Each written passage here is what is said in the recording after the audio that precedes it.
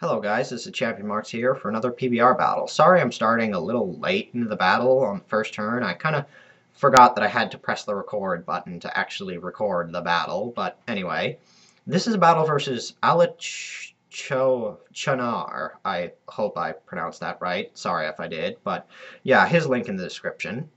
So yeah, he's a fellow gym leader on a gym leader league thing that I'm actually part of. I'm a psychic type gym leader. He's bug type gym leader on the Pokemaster 14's league, which is pretty cool. And we were on Skype and decided to have a battle. So yeah, let's get started.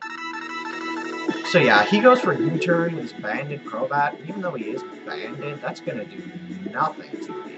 And I'm just gonna set up my Stealth Rocks with my Allochnar. Yeah. So I'm gonna, set up those Stealth Rocks as he switches into a Yuxi, and I have seen his battles, so I thought I knew what this Yuxi was gonna do, but I mistook it for another Yuxi and thought it would be a dual screener, but I later remembered what its set was, but I'm not gonna spoil what it was in case you haven't seen him use his team before, I just don't want to give off any spoilers, but yeah. And sorry for the long pauses and some of the move selections. We're on Skype, so we were talking to each other.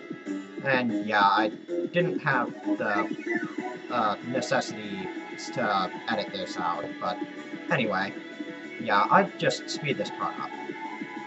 So yeah, he decides to go for, I believe he goes for a trick, as I try and taunt him, because I know most Yuxis are supportive sets, so he's probably going to go for the non-attacking move, and he does indeed go for a trick, but I kind of missed what move that I stopped him from using, so I didn't realize what his set was, but yeah, later I remembered that his set was tricking choice specs, but yeah. So I just decided to switch out, but kind of forgetting that he's kind of locked into a move that he can't even use now. So he's gonna switch out because he doesn't want to try and struggle and kill me because that never works. But I switched into Spiritomb thinking this guy wasn't choiced. So yeah, I thought I would have to wall this thing and start setting up, but yeah, in hindsight, I probably should have went into one of my attackers while I had the opportunity, but yeah, whatever. So he goes into his Quagsire, voice crack right there.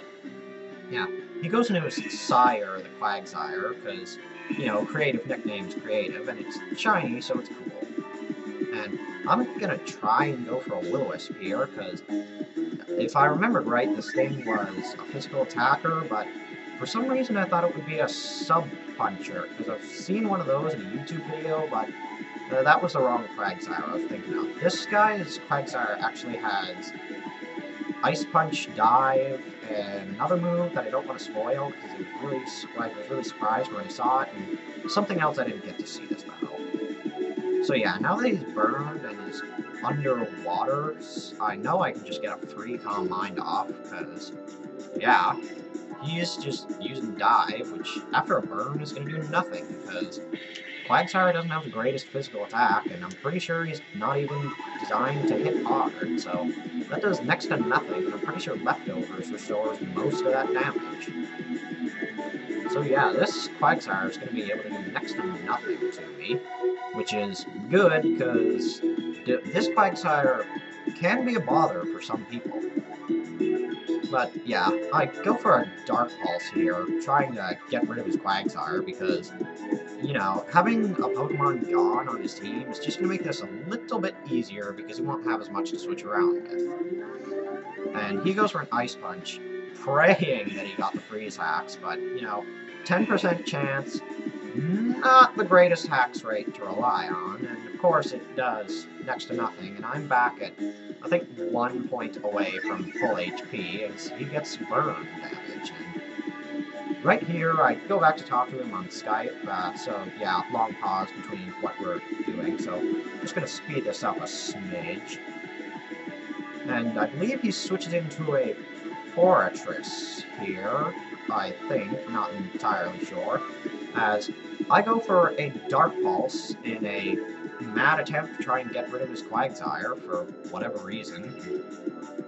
Of course, he brings in his fortress, and it's shiny, so it's pretty cool, and it completely just takes that Dark Pulse like a god, because Fortress doesn't have the best special defense, but then again, Spiritomb, even at +1, doesn't exactly have the best special attack.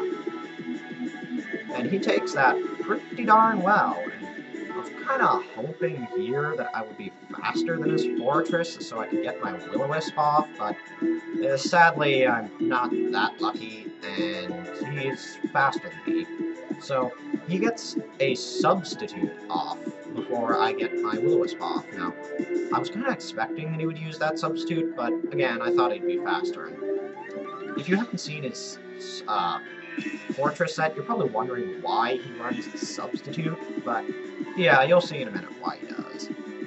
So I just go for a Dark Pulse, thinking that Dark Pulse would get rid of his sub, but I'm not that hard hitting yet, so I'm going to need more Calm Minds if I want to get rid of sub. And he goes for a Pain Split, which gives him some health back, but it doesn't give him a lot of health back because, you know, even though my Spiritomb's at max HP for investments and EVs, yeah, Ghost types are not known for having high HP stats, but yeah, nevertheless, he does get a lot back from that Pain Split, so yeah, this is going to be a problem.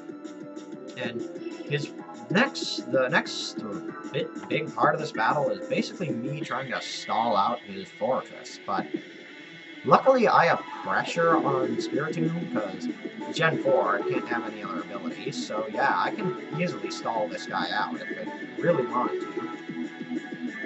But yeah, so he can't really survive forever on his attacking moves because, yeah, he only has half as much as he should have thanks to pressure, because every time he hits me, he uses 2 power points instead of 1. So I just go for a Dark Pulse, wanting to get rid of his sub, because, yes, even though it's a Fortress, having a sub up on it is not the greatest thing for me. So yeah, I think I'm just going to speed this part up a little bit, because it is rather long. So I get rid of his substitute, his Fortress gets some leftovers back, and I go for another Dark Pulse here, I think expecting him to go for another substitute, but he actually kind of predicts me here and goes for an Earthquake instead of substitute, so yeah, every time he did that, I wished that he went for freaking sub instead of that, because, nah, I would have been able to get off a Will-O-Wisp if I predicted that he'd go for the attack, and now I do go for the Will-O-Wisp thinking he wouldn't go for the sub, but he does go for the sub, so I'm like, oh my god, why do you not do the things I want you to do? But whatever. He's still at pretty low HP, and here he just goes for another Earthquake, and it's not going to do that much because Fortress is not the best physical attacker, and I get my Dark Pulse off, and he was surprised that I broke his sub there, but, you know, I'm at a +2 in special attack, and I think I can be able to break his subs after a couple pluses in stack, or special attack. He goes for another Earthquake, trying to take me out, and again, I wish I went for a Dark Pulse. I did go for Dark Pulse. I wished I'd went for Will-O-Wisp there, because I would have been able to cripple his freaking Fortress. Jeez. Keep hiccuping and stuff. Anyway, he switches into his Quagsire here, but yeah, his Quagsire is a pretty low HP, and I go for a Rest to get all the health that he just got rid of. All back, and yeah. I'm asleep now, so I kind of have to bite off those 2 turns of sleep, and I try and go for Dark Pulse, but of course I'm asleep, so it doesn't work. And he goes for a Haze. I was like, whoa, a Haze. I didn't even know that there were, like, Pokemon that Quagsire could carry it. But anyway, I think I go for a Will-O-Wisp here, but again, I'm asleep, so it doesn't work. And he switches out his Quagsire. For some unknown reason, maybe he wants to keep it for Death Fodder, and he sends in his Yuxi, and I didn't know why he sent in his Yuxi on my Spiritomb, but as I switch out my Gliscor to try and taunt it out, I find out why he went into his Yuxi. Because, yeah, and after he did this, I kind of remembered what his set was. Because I switch into my Gliscor thinking it's perfectly safe, there's nothing he can do to me, and he tricks me and gives me choice specs. And that effectively makes my Gliscor useless.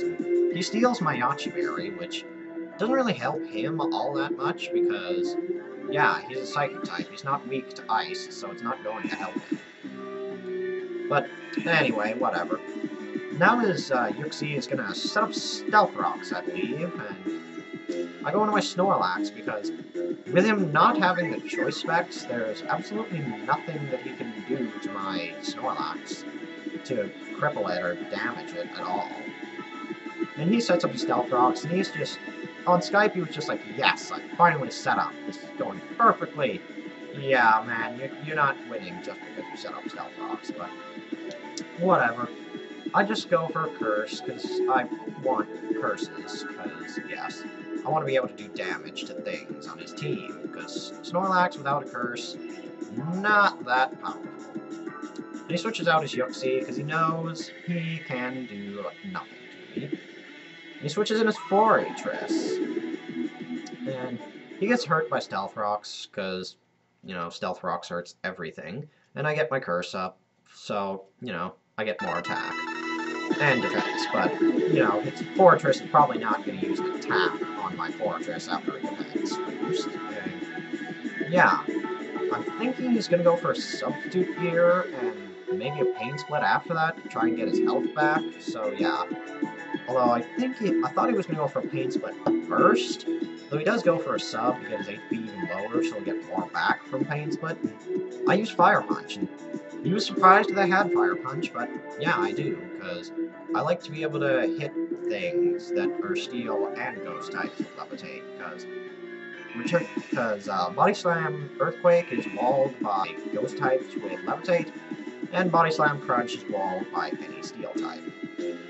But yeah, expecting his Pain Split, because Snorlax has like over 200 HP at level 50, so he would get a lot back from that. So I switch to my Manectric, because, you know, no EVs and HPs, not going to get a lot back. He is going to get quite a bit, but a lot less than he was hoping to get back. And Manectric takes some damage, but it's an attacker. It doesn't mind taking minor hits. And I believe I just go for Flamethrower here, because, you know, I don't want to predict too much, because I don't think that a Thunderbolt would be able to kill his Forretress, even though it probably could at half HP. I didn't want to take the risk of him living it and getting off an Earthquake on me. But yeah, of course he predicts my Flamethrower and switches into, I think he switches into his Quagsire for Death Fodder here. And that's what he does, and he gets hit by Stealth Rock and uses the 1 HP he had that he told me. And I go for my Flamethrower, but nothing's there, so I don't hit anything. And what did he switch into after this? I think he switches into, actually, I don't know what he switched into. It might have been his, Crobat here or something, but I don't... Yeah, it was Crobat, because he knows that he's, Crobat's really fast. It's like one of the fastest Pokemon in the game, so you can probably outspeed my Manectric.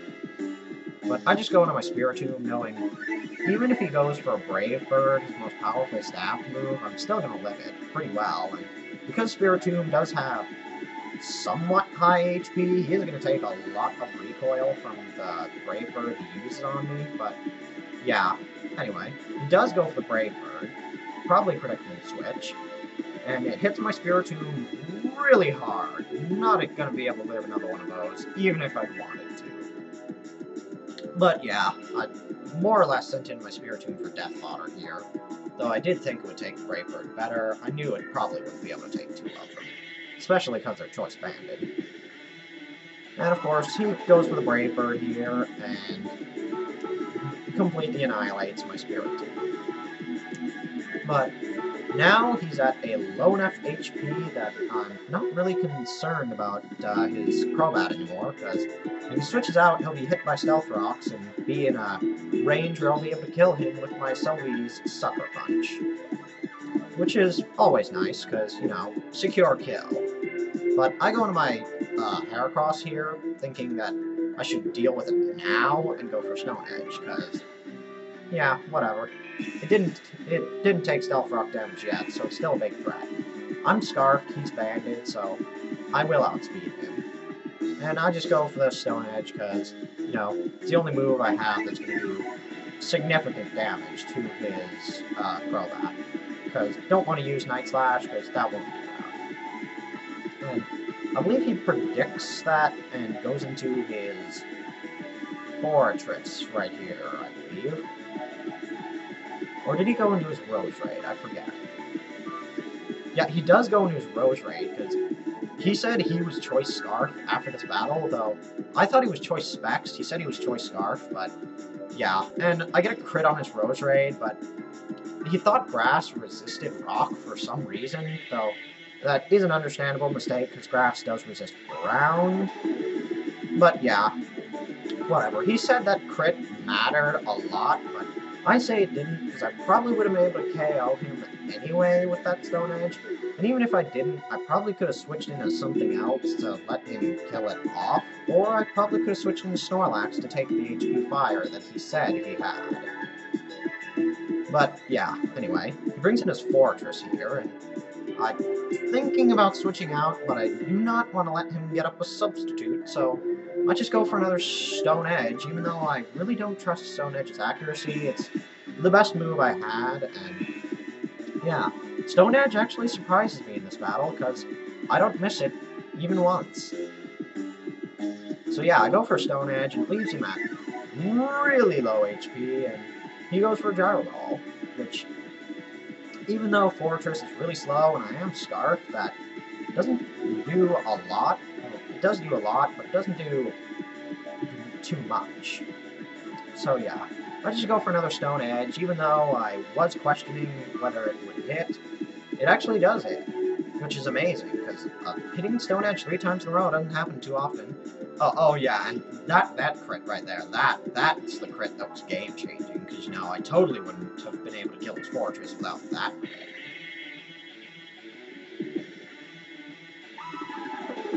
So yeah, now he switches into his Uxie, because I believe his Uxie does have defense investments, so he knows he can live the unboosted, unstabbed Stone Edge, so I do switch out and sacrifice off my Manectric, because Manectric is no longer useful, so I know I really don't need it in this battle, because I'm pretty sure whatever he has left on his team can outspeed it, or just, like, plain kill it off, or whatever. Manectric's not going to be useful for us this match. I just let it die to Uxie's Psychic, because then he gets a useless crit right there, because, yeah, useless crit is useless. And Manectric goes down exactly as I wanted it to, because now I can just bring back in Heracross and lock myself in a Mega Horn and completely annihilate his Uxie. Though Mega Horn doesn't have the 100% accuracy that I wished it had, I do actually hit Mega Horn a lot, so I actually trust this move's accuracy, unlike Stone Edge. And I'm pretty confident that I can kill it, because it is max attack, stab, Mega Horn coming off of a Heracross, so yeah, I expect that this kills, and it does. His Uxie goes down, down, down. And here, I believe he brings back in his Crobat, or he brings in... No, I'm wrong. He brings in a Blaziken, I believe. And I remember that this Blaziken was Focus Sash, but because Stealth Rocks is out, it doesn't really matter, because his Sash is broken, but... I wanted to go for Mega Horn, but I realized that probably wasn't the best idea, because Heracross would be able to easily one-hit KO his Blaziken with close combat, and do a good bit of damage to his Crobat, even though it's ×4 resistant. Allochnar, whatever, how do you pronounce that name? Right here, he goes for a Hidden Power Ice, and he was like, yes, epic prediction! I knew that was going to happen! You're switching to Gliscor to try and kill me with Earthquake! Yeah. Little does he know that that is exactly what I wanted him to do. So, yeah. Ha. You played right into my hands, young sir. So yeah, I just switch back into Heracross and go for the close combat to completely rape his Blaziken's face off, because Blaziken just cannot outspeed Choice Scarfed Heracross. So yeah, go for the CC because it is the most powerful move I can use on this guy, and he goes for a Vacuum Wave, hoping that it would kill, but it doesn't even come close to killing because, you know, it's resisted and not that powerful to start off with, so close combat, in the face, and he's dead. Now, all he's got left is his Crobat here, so I know that I'm going to win, because after the Stealth Rock damage, even if he does live a close combat, he'll be at such low HP that I can just switch into my Celebi, go for the Sucker Punch, and win. But, to my surprise, that actually wasn't necessary. And Crobat comes in here, takes the 25% from Rocks, and I just go for close combat. Honestly thought he would live this, because it is ×4 resisted, but yeah, Crobat's not bulky, and yeah, he's going to die. So, good game, pal. It was a really good match. Hope we can do it again sometime, and can't wait until the league starts up so we can get some challenges in for our gyms. Anyway, comment, rate, sub to me, sub to Allochnar. Sorry for mispronouncing your name if I did. Comment, rate, sub, and goodbye, guys.